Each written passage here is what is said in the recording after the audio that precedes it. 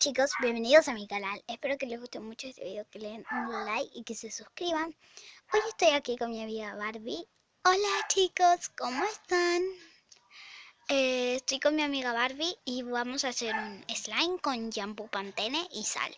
Vamos a probar a ver si nos sale. Barbie, ¿vas a probar a ver si nos sale? Claro, vamos a probar. Ya no salga. Hola. Comencemos, Barbie, ¿puedes ir a sentarte? Claro, ponte cómoda. Listo. Muy bien, comencemos. Materiales. Eso es lo que vamos a necesitar. Recipiente con sal o tupper con sal. Un recipiente y una cucharita o un palito para remover. Y el shampoo. Empecemos echando el shampoo. El shampoo vas a echar cuando tú quieras y hacer slime. Barbie nos mira. Bueno, ahí ya puse un poco del shampoo y ya tiene como una consistencia de slime. Y voy a echar ahora sí un poquito de sal. Entonces tiene que ser solo un poquito, nada más. Un poquito solo.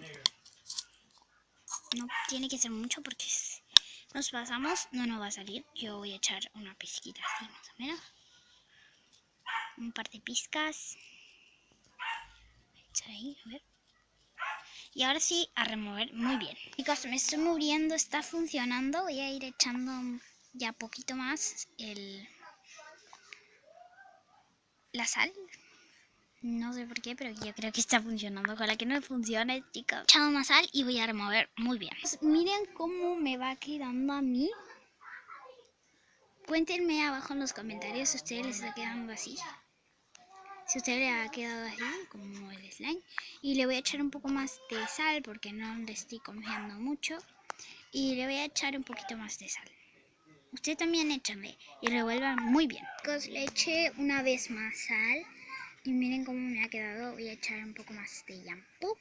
Y si ustedes le echaron 2 veces más sal pensando que le iba a salir, les recomiendo que le echen shampoo ahora. No, acá ya puse un poco más de shampoo y me quedó así. No se puede agarrar, no se puede poner en las manos esto, pero